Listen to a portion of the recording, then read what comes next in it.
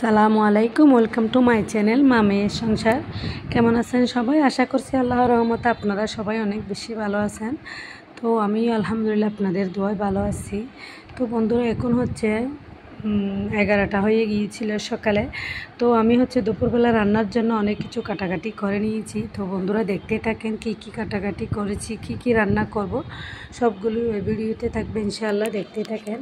তো বন্ধুরা দেখতে দেখতে যদি আমার ভিডিওর মধ্যে আপনাদের একটু হলেও ভালো লেগে থাকে, বন্ধুরা একটা লাইক দিবেন, সাবস্ক্রাইব করবেন, সাবস্ক্রাইব করে আমার চ্যানেলের পাশেই থাকবেন।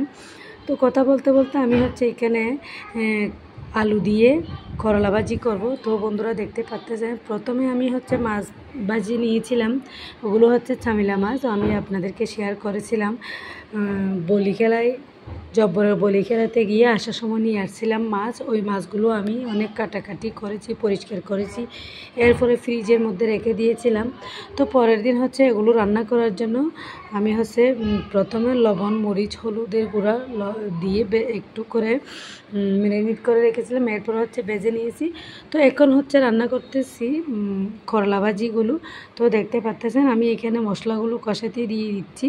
এখানে পেঁয়াজ, রসুন, টমেটো, কাঁচামরিচ, এরপরে হলুদের গুঁড়া, ধনিয়া জিরার গুঁড়া, এগুলা দিয়ে সবগুলো ভালো করে কষিয়ে নিব।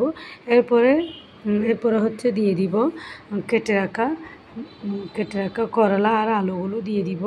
তো সবগুলো দিয়ে আমি ভালো করে নেড়ে চেড়ে রান্না করব। আমি সবসময় এভাবে করে রান্না করি, আর হচ্ছে মাঝে মধ্যে রান্না করি একদম শুকনাভাবে ভেজে ফেলি। তো আজকে হচ্ছে একটু নরম করে রান্না করব। বন্ধুরা দেখতে থাকেন কিভাবে রান্না করতেছি।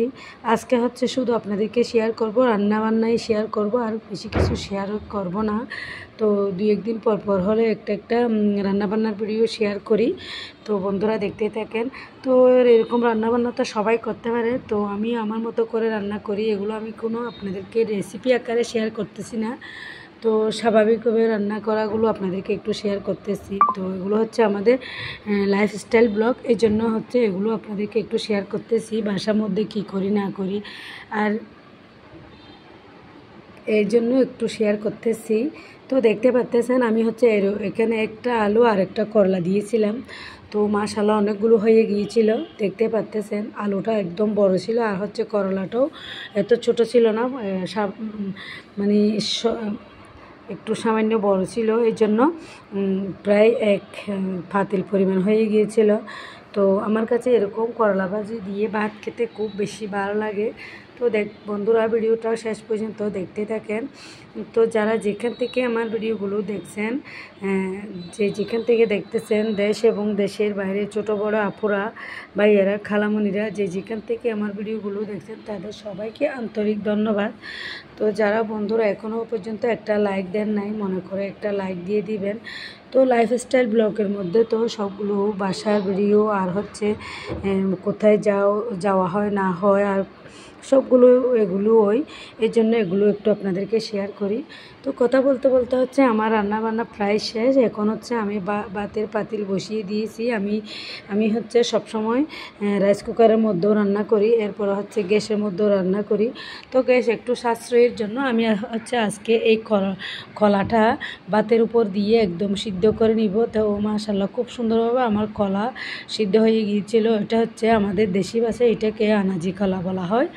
তো আজকে আমি আরেকটা করতেছি, এটা হচ্ছে আনাজি কলার ভর্তা। তো দেখতে পাচ্ছেন মাশাআল্লাহ খুব সুন্দরভাবে এই কলাটা একদম নরম হয়ে গিয়েছিল। এখন আমি খুব সুন্দরভাবে এই ভর্তাটা বানিয়ে নিব। তো আমি হচ্ছে শুধু একটা মরিচই দিব, কারণ বাসার মধ্যে সবাই কোনো বেশি মরিচ খেতে পারে না, এই জন্য। তো দেখতে পাচ্ছেন আমি কিভাবে এই ভর্তাটা রেডি করতেছি, বন্ধুরা দেখতে থাকেন। তো আপনারাও আপনাদের মতো করে এই রকম কাঁচকলার ভর্তা দিয়ে দুপুরবেলার ভাতটা খেতে অনেক বেশি ভালো লাগে। তো দেখতে পাচ্ছেন আমি একটা গ্লাস দিয়ে খুব সুন্দরভাবে কষলাইয়ে নিয়েছি, অনেক সুন্দরভাবে হয়ে গিয়েছিল। এরকম দেখতে লাগতেছে একদম আলুর ভর্তা বানিয়ে নিয়েছি। ইঞ্চি মতো হয়ে গিয়েছিল।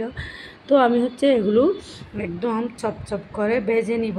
তো কাঁচাও খাওয়া যায়, কাঁচা খেলে কিন্তু আরও বেশি মজা লাগে। তো কেউ আবার কাঁচা খেতে পছন্দ করে, আবার কেউ ভেজে খেতে পছন্দ করে, এই জন্য আমি দুই একটা ভেজে নিব। তো খাওয়া দাওয়া শেষ করে এরপর হচ্ছে বিকালের টাইমে আমের ভর্তা বানিয়ে নিয়েছিলাম। এখন গরম বেশি পড়ে, এই জন্য আমের ভর্তাটা প্রায় সময় আমাদের দরকার হয় এই জন্য। তো বন্ধুরা, ভিডিওটা হচ্ছে এতটুকু। আসসালামু আলাইকুম।